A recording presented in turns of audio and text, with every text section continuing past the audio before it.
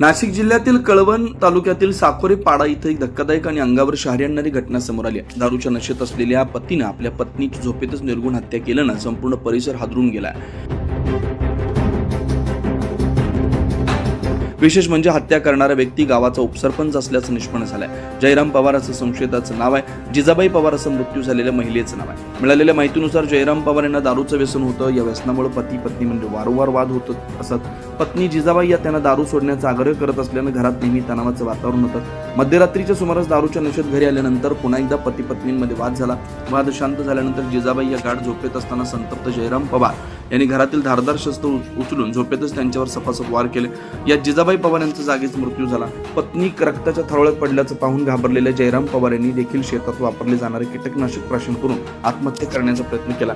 सकाळी ही घटना उघडकीस आल्यानंतर गावकऱ्यांनी घटनास्थळी धाव घेतली। गंभीर अवस्थेत असलेल्या जयराम पवार यांना तातडीनं रुग्णालयात दाखल करण्यात आलं।